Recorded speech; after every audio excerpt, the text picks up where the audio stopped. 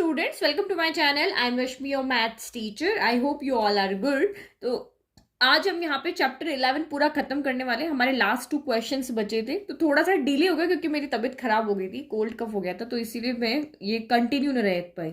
तो नाउ अब थोड़ा बहुत ठीक है, तो 7-8 क्वेश्चन करेंगे. उसके बाद आपको चैप्टर 12 के यहाँ पे वीडियो अपलोड में करूंगी. और नोट्स के लिए आपको कहाँ जाना है, तो लिंक डिस्क्रिप्शन बॉक्स में दिया हुआ है. अदरवाइज आप mathsteacher.blog पे जाकर के भी फ्री में नोट्स डाउनलोड कर सकते हो. तो क्वेश्चन नंबर 7 देखो. आपने जैसे 1 2 अगर 6 किए हैं अच्छे से, आप समझ गए होंगे किस तरह के क्वेश्चन या मिसलेनियस एक्सरसाइज में रियल लाइफ की प्रॉब्लम से रिलेटेड यहाँ पर क्वेश्चन है. तो a man running a race course notes that the sum of the distances from 2 flag points from him is always 10 meter and the distance between the flag post is 8 meter. Find the equation of the post traced by the man. तो आपको यहाँ पे क्या कहा है, एक man है जो एक रेस कोर्स पे रन कर रहा है. तो रन कर रहा है, रेस कोर्स कैसा भी हो सकता है, सर्कल हो सकता है, एलिप्स हो सकता है.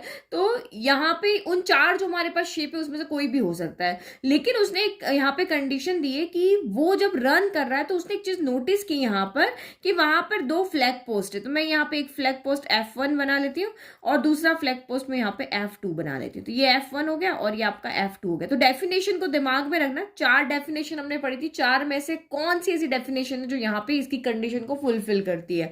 तो ये कह रहा है कि the sum of the distances from the 2 flag points from him is always 10 metre.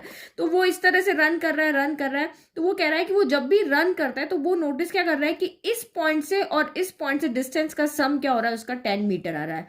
यानी PF1 प्लस PF2 10 मीटर है. फिर वो रन करता करता यहाँ पे आ गया, क्यू पे आ गया. तो अगेन उसने देखा कि मेरा PF1 plus QF1 plus QF2 again मेरा 10 मीटर है.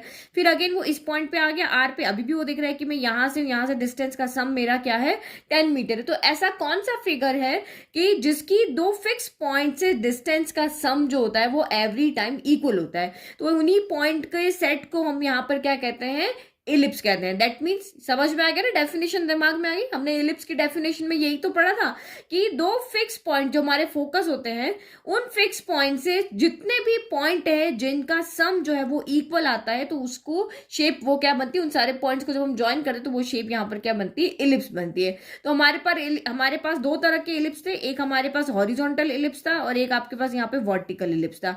तो आप कैसा भी एलिप्स बना सकते हो, ये भी बना सकते हो, ये भी बना सकते हो, बट मेनली हम यही वाला ड्रॉ यहाँ पर करेंगे. तो पहले हम यहाँ पे एक शेप बना ले. हमें ये समझ में आ गया एलिप्स बनेगा और जो उसकी आउटर पॉइंट है, यानी कि उस एलिप्स के ऊपर जितने भी पॉइंट है, उसकी सर्कमफ्रेंस पे जितने भी पॉइंट है, उनकी F1 F2 से डिस्टेंस का सम यहाँ पर कितना है, 10 है. ठीक है. तो ये मैंने यहाँ पे फेयर फिगर बना लिया कि ये एक्सिस ड्रॉ कर लिया. अब वो जो यहाँ पे रनर है, वो मैन जो है वो इस इलिप्टिकल शेप पे क्या कर रहा है, वो रन कर रहा है. क्योंकि ऐसी ही कंडीशन में 2 पॉइंट जो है वो फोकस हमने ले लिया. ये फ्लैग पोस्ट आपको कहा था ना, तो उसको F1 ले लिया, F2 ले लिया. उससे डिस्टेंस क्या होती है, डिस्टेंस का सम क्या होता है, एवरी पॉइंट पे इक्वल आता है. तो आपको यहाँ क्वेश्चन में क्या दिया हुआ है, ये चीज आपको यहाँ पे दी हुई है कि PF1 plus PF2 equal to आपका 10 है. अब वो पॉइंट कहाँ भी हो सकता है, यहाँ हो सकता है, यहाँ इधर इधर इधर इधर, यहाँ भी हो सकता है, यहाँ भी हो सकता है, कहीं पर भी वो पॉइंट आपका होगा तो उस पॉइंट का सम आपका यहाँ पर क्या होगा, 10 आएगा. ठीक है. फिर दूसरी इसने क्या कहा, and the distance between the flag post is 8 metre. तो दोनों फ्लैग पोस्ट के बीच की जो डिस्टेंस है वो आपको कितनी दी हुई है, 8 मीटर. यानी कि यहाँ से लेकर के यहाँ तक ये आपको 8 मीटर दिया हुआ है. 8 मीटर दिया, यानी कि F1 F2 आपका यहाँ पर कितना है, 8 मीटर है.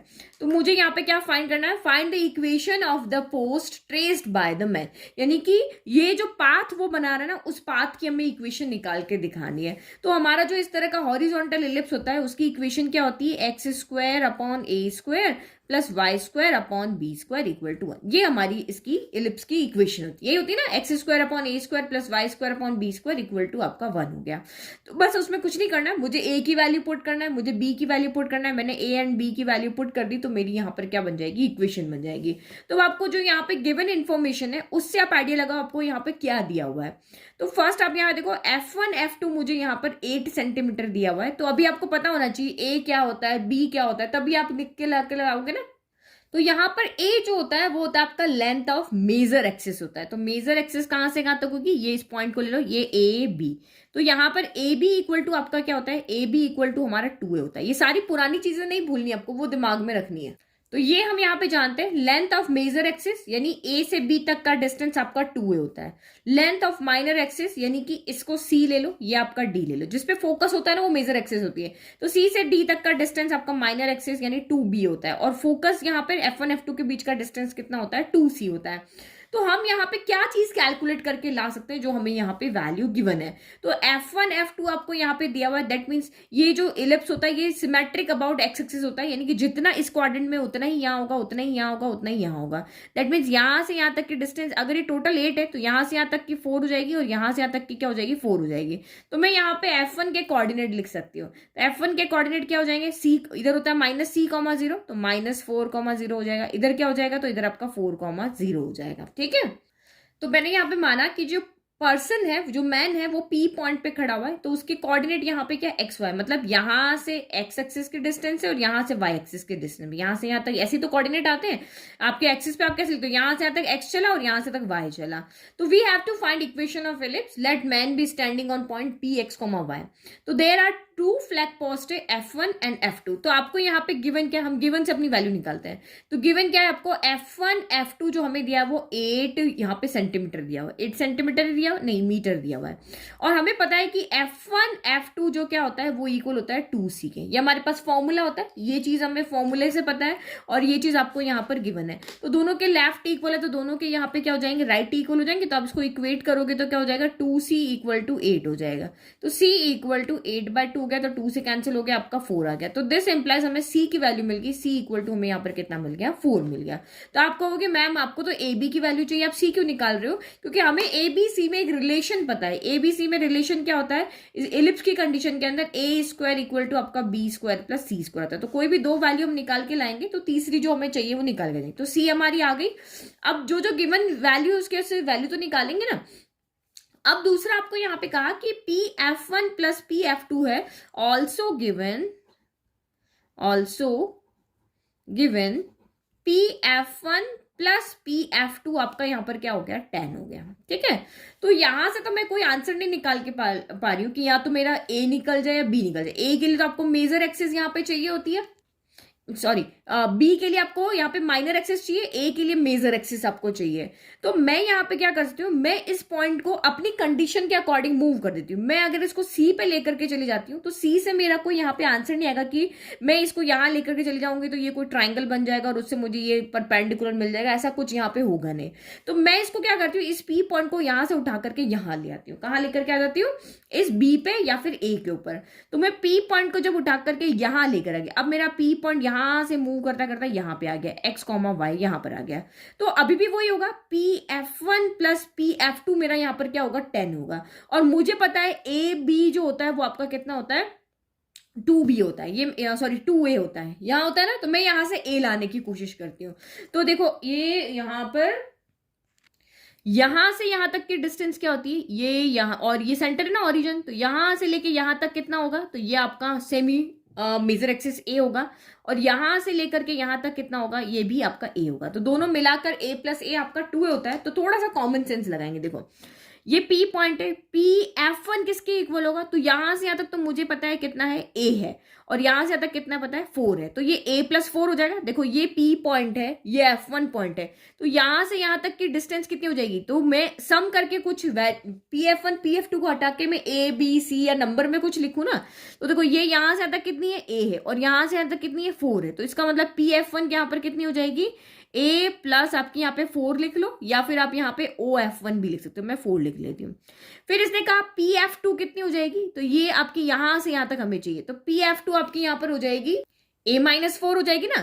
देखो यहां से यहां तक कितना है, A है, और यहां से यहां तक कितना है, 4 है। तो मैं इस पूरे में से इस 4 को सब्ट्रैक्ट कर दूं तो मेरी तो इतनी ही बचेगी। मुझे PF2 जो चाहिए वो इतना सा चाहिए, तो मैं इस पूरे में से मैं इतना सब्ट्रैक्ट कर देती हूँ। ये पूरा कितना है, A है, और ये कितना है, 4 है। तो इसका मतलब यहाँ पर क्या कर दिया, A-4 कर दिया।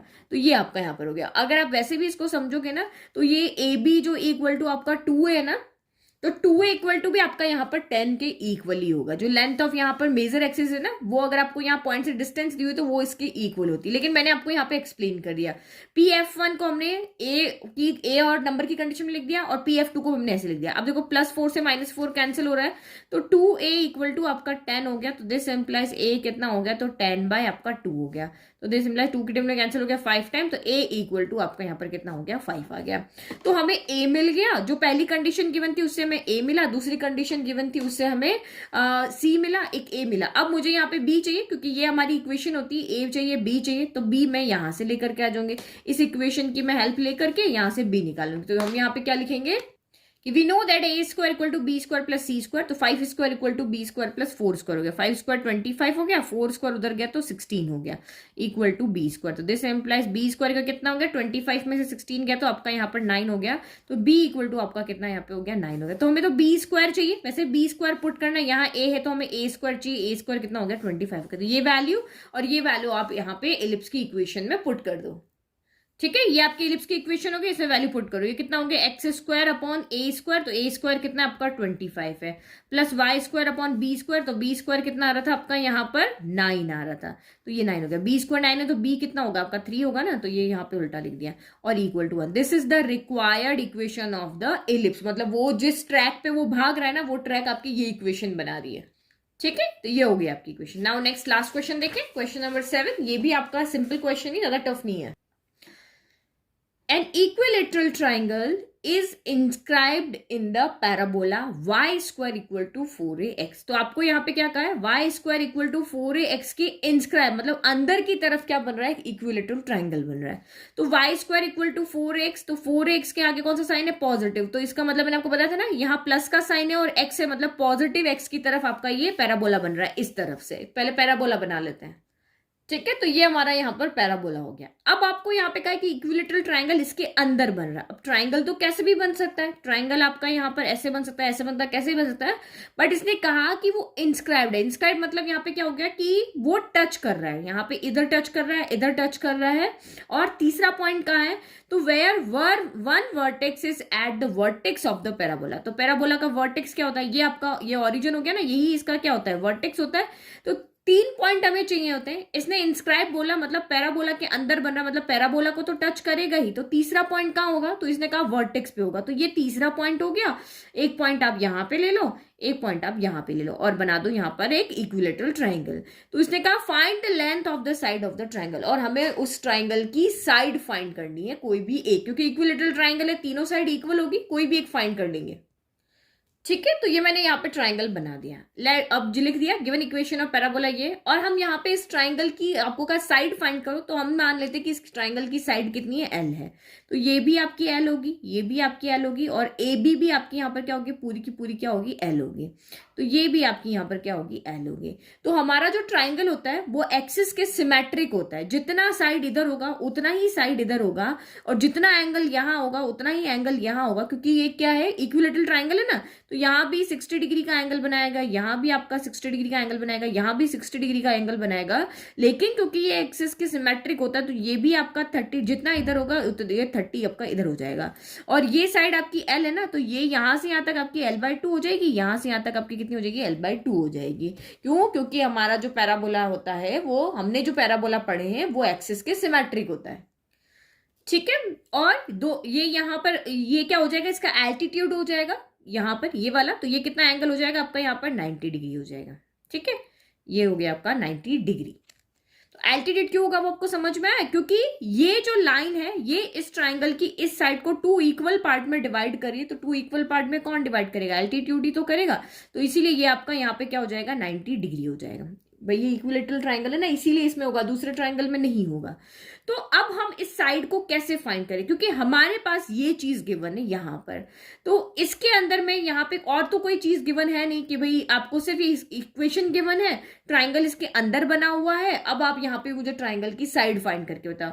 क्योंकि इन्होंने कहा कि ये इक्विलेटरल ट्राइंगल है, इसलिए मैंने इसको साइड को एल एल एल ले लिया, तो ये आपकी, क्योंकि पैराबोला की कंडीशन के अकॉर्डिंग ये l/2 हो गया, ये l/2 हो गया। तो अब मैं इक्वेशन कैसे लेकर के आऊं यहाँ पर, तो देखो मैं ऐसे कोई एक्स और वाई के पॉइंट लाती हूँ जो इसमें मैं पुट करूँ तो इसमें एल बच जाए, ठीक है। ए तो यहाँ पे क्या होता है, फोकस होता है, तो ए से हमारा कोई रिलेशन नहीं। हम इस इक्वेशन में, मैं इस इक्वेशन से मैं एल लेकर के आती हूँ, तो ए तो मुझे यहाँ पे पता चले ऐसा कोई कंडीशन यहाँ पे दी हुई नहीं है, तो यहाँ पे मैं क्या करती हूँ कि एक्स और वाई के ऐसे कोई पॉइंट लेकर के आती हूँ जिसमें पुट करूँ कि यहां से मुझे एल की वैल्यू ए की फॉर्म में मिल जाए। तो ऐसे पॉइंट मैं कहां से लेके आऊं, एक्स और वाई पॉइंट होते कहां पर पे, आपके पैराबोला के ऊपर होते हैं। यहाँ एक्स और वाई कौन से हैं, वो सारे पैराबोला के ऊपर पॉइंट है जो कि इस इक्वेशन को यहाँ पे क्या कर रहे हैं, सेटिस्फाइड कर रहे हैं। तो अब मैं यहाँ पे या तो ए पॉइंट लेकर के आऊं, देखो जीरो जीरो रखने पे तो वैसे ही हो जाएगा, ये आपका ओरिजिन क्या होता है जीरो, एक्स की जीरो रखो, वाई की जीरो रखो, तो जीरो जीरो इक्वल हो गया। तो या तो मैं ए पॉइंट लेकर के आऊं या फिर मैं बी पॉइंट लेकर के आऊं। तो मैं यहाँ पे अगर ए पॉइंट लेकर के आती हूँ तो ए के कोऑर्डिनेट यहाँ पे क्या होंगे, एक्स के लिए हम यहां से कितना चले, यहां तक चले, और वाई के लिए कितना चले, हम यहां से लेकर के यहां चले। तो फिर कैसे पॉइंट लेकर के आए, तो कैसे लिखें, तो यहाँ क्योंकि मुझे ये तो डिस्टेंस चलो पता है, ये y कोऑर्डिनेट तो मुझे मिल गया, यहाँ पर कितना हो गया, l/2 हो गया, लेकिन x कोऑर्डिनेट कितना होगा, यहां से यहां तक की डिस्टेंस कितनी है, तो मैं निकाल ही नहीं सकती। तो क्या करें अब यहाँ पे, तो देखो यहाँ पे ये एंगल क्या है, 30 डिग्री है, और ये ट्राइंगल कौन सा, राइट एंगल ट्राइंगल है। तो राइट एंगल ट्राइंगल के अंदर अगर आपको एक एक्यूट एंगल पता है और आपको एक साइड पता है, तो आप यहाँ पे कोई भी साइड यहाँ पे निकाल सकते हो। ये चीज हमें पता है ट्रिग्नोमेट्री में कि ये आपका अगर यहाँ पे राइट एंगल ट्राइंगल है, इस राइट एंगल ट्राइंगल में आपको एंगल यहाँ पे पता है और एक साइड आपको पता है, तो मैं ये साइड भी निकाल सकती हूँ, ये साइड भी निकाल सकती हूँ, जो साइड मुझे चाहिए। वैसे तो ये वाली मुझे पता है एल है, लेकिन मुझे यहाँ पर क्या चाहिए, बेस चाहिए। तो बेस मुझे यहाँ पर चाहिए, तो मैं यहाँ पे क्या करती हूँ, चाहे आप बी अपॉन यहाँ पर सॉरी पी अपॉन बी ले लो, या फिर आप यहाँ पे एच अपॉन यहाँ पे बी ले लो, कुछ भी ले सकते हो। ये वाली भी पता है, ये वाली भी पता है, तो इन दोनों के रिलेशन से जहां पे जो बन सकता है वो आप यहाँ पे ले सकते हो। तो मैं यहाँ पे क्या करती हूँ, बी अपॉन एच ले लेती हूँ। बी अपॉन एच यहाँ पे क्या होता है, कॉस थीटा होता है ना, तो cos theta equal to P B P, वही याद है ना, पंडित भोले प्रसाद हर हर भोले। तो ये आपका कितना हो गया, बी अपॉन एच आपका कितना हो गया, कॉस थीटा हो गया, तो cos 30 equal to B upon H हो जाएगा, और यहां से मेरी वैल्यू आ जाएगी। तो ऐसे करके मैं यहाँ पर बेस निकाल लू, बेस मिलेगा जब भी तो मैं यहाँ पे पॉइंट को बना सकूंगी ना। तो हम यहाँ पे लिखेंगे इन ट्राइंगल ओ, ये वाला पॉइंट मैं पी ले लेती हूँ, तो in triangle O P A क्या हो जाएगा आपका, cos 30 डिग्री इक्वल टू आपका क्या हो जाएगा, b अपॉन एच हो जाएगा। तो cos 30 डिग्री इक्वल टू क्या हो जाएगा, बेस कौन है, तो बेस आपका ओपी है, और हाइपोटेनिस आपका कौन है, तो ओ ए है। तो cos 30 कितना हो गया आपका, √3/2 के, इसकी वैल्यू पता है, ओपी हमें कैलकुलेट करना है, और ओ ए आपका यहाँ पर एल है। तो दिस एम्प्लाइज ओपी, यानी कि बेस आपका कितना हो गया, एल उधर चला गया, तो √3/2 आपका एल हो गया। तो ये पॉइंट मुझे यहाँ पे मिल गया कि ओपी जो है, जो इस ट्राइंगल का बेस है, वो √3/2 एल है। तो इसका मतलब यहाँ पे पॉइंट मुझे मिल गया, √3/2 एल मिल गया। अब इधर भी सेम मिल जाएगा, ये आपका नेगेटिव हो जाएगा, बट हमें सिर्फ एक पॉइंट चाहिए, दोनों पॉइंट नहीं चाहिए। ये माइनस का √3/2 एल, और ये हो गया l/2 हो गया। अब ये इस पैराबोला के पॉइंट है, ये पॉइंट इस पैराबोला के, तो इस इक्वेशन को सेटिस्फाई करेंगे भाई। इसको पुट, जैसे यहाँ पे 0 0 पुट करने पर लेफ्ट इक्वल टू राइट आ रहा था, तो सेम ये वैल्यू पुट करने पर भी लेफ्ट इक्वल टू हमारा क्या आएगा, यहाँ पर राइट होगा। तो सिंस पॉइंट ए, जो आपका पॉइंट ए है, वो पैराबोला पे लाइज कर रहा है, इसको सेटिस्फाई करेगा, तो put x equal to √3/2 L और y equal to l/2 in this equation. तो पुट करके देखो, तो आप यहाँ पे पुट करोगे तो हमें यहाँ पे कोई इक्वेशन मिल जाएगी जो l की फॉर्म में होगी। तो y की वैल्यू यहाँ पे रखी, कितना हो गया, l/2 का स्क्वायर हो गया, इक्वल टू आपका यहाँ पर 4 एज इट इज है, a एज इट है, x की जगह हमने क्या लिखा, √3/2 आपका l रख दिया। अब इसको सॉल्व करो, तो l²/2, ये हमें क्या, क्वाड्रेटिक इक्वेशन मिल रही है एल वेरिएबल की फॉर्म में, तो ये 4al हो गया, और ये √3/2 हो गया। अब आप बहुत से बच्चे यहाँ पे क्या करेंगे, इस एल से इस एल को खत्म यहाँ पे कैंसिल कर देंगे, तो ऐसे कैंसिल नहीं करना, हमें एल की वैल्यू निकालनी है, और ये एल की एक क्वाड्रेटिक इक्वेशन बन रही है, तो हमें दो वैल्यू यहाँ से मिलेगी, वो दोनों हम यहाँ पे कैलकुलेट करेंगे। तो l²/2 इधर क्या हो गया, माइनस हो गया। जिस वेरिएबल की हमें वैल्यू निकालनी है ना, उसको हम ऐसे यहाँ पे कैंसिल नहीं करते हैं, क्वाड्रेटिक इक्वेशन बना के उसको सॉल्व करते हैं। तो दोनों में से कॉमन यहाँ पर क्या आ रहा है, तो l/2 आपका इधर भी है, l/2 इधर भी है, तो मैंने l/2 कॉमन लिया, ओनली l भी आप ले सकते हो। तो यहाँ से l/2 लिया, तो यहाँ से 2 l थे, एक l बच गया, माइनस आपका यहाँ पर ये देखो 2 से ये कैंसिल भी हो रहा था, बट मैंने किया नहीं, मैंने l/2 कॉमन लिया, तो 4a√3 यहाँ पर बच गया, इक्वल टू 0। तो दो कंडीशन बनी, या तो आपका l/2 इक्वल टू 0 होगा, या फिर आपका l-4a√3 इक्वल टू आपका क्या हो जाएगा, 0 हो जाएगा। तो ये आपका कितना हो गया, अच्छा यहाँ गड़बड़ कर दिया ना, ये यहाँ स्क्वायर कितना होगा, 2 का स्क्वायर, एल का स्क्वायर एल स्क्वायर हो गया, यहाँ 2 का स्क्वायर क्या हो जाएगा आपका 4 हो जाएगा। तो ये यहाँ पर भी आपका क्या हो जाएगा 4 हो जाएगा। तो आपने L/2 कॉमन लिया ना, तो यहाँ L बाय कितना बचेगा 2 बचेगा, ये L/2 बचेगा। ठीक है, ये थोड़ी सी मिस्टेक हो गई यहाँ पर। तो ये L/2 इक्वल टू 0 हुआ, तो इससे तो हमें क्या मिला L इक्वल टू 0, यानी कि वो ट्राइंगल जिसकी साइड 0, साइड 0 हो गई तो मतलब तो वो ट्राइंगल हुआ ही नहीं ना, फिर वो ट्राइंगल कहाँ से हुआ। तो इसका मतलब L इक्वल टू 0 पे तो हमारा कोई ट्राइंगल नहीं बनेगा, तो ये वैल्यू हमें नहीं चाहिए, ये नॉट पॉसिबल हमने लिख दिया। अब इसके लिए देखो यहाँ पर, तो L/2 इक्वल टू 4a√3 हुआ, तो ये 2 इधर चला जाएगा, L इक्वल टू 4 × 4a√3 हो गया। तो दिस इंप्लाइज L कितना हो गया, 4 2 ज़ा 8a√3 हो गया। क्या हो गया आपका 8a√3 हो गया, यानी कि उस ट्राइंगल की लेंथ कितनी है 8a√3 है। तो सारी ट्राइंगल की साइड आपकी यही हो जाएगी क्योंकि इक्विलेटरल ट्राइंगल है। तो आंसर हम लिख देंगे यहाँ पर, hence length of each side of triangle OAB equal to 8a√3 हो गई। तो ये हो गया हमारा यहाँ पर फाइनल आंसर हो गया। अब हमें अगर इस पैराबोला का अगर फोकस पता होता ना यहाँ पे, तो हम यहाँ पे क्या कर देते, a की वैल्यू पुट करके और यहाँ पर a की वैल्यू पुट करके और यहाँ पे पूरा आंसर निकाल लेते, लेकिन हमने a की फॉर्म में यहाँ पे लिख दिया, तो यही हमारे इस ट्राइंगल की लेंथ है। तो कहाँ पे कौन सी चीज यूज आ जाए वो आपके दिमाग में होनी चाहिए। जैसे यहाँ पे आपका ट्रिग्नोमेट्री लगा करके हमें a के कोऑर्डिनेट निकाल पाए, तो वो ध्यान में आना चाहिए कि भाई एक एंगल है एक साइड है, तो हम कैसे निकाल पाएंगे। तो ये यहाँ पे हमारी फिनिश हो गई है, चैप्टर नंबर 11 खत्म, मिसलेनियस भी खत्म। नेक्स्ट वीडियो में हम चैप्टर नंबर 12 स्टार्ट करेंगे। Thank you.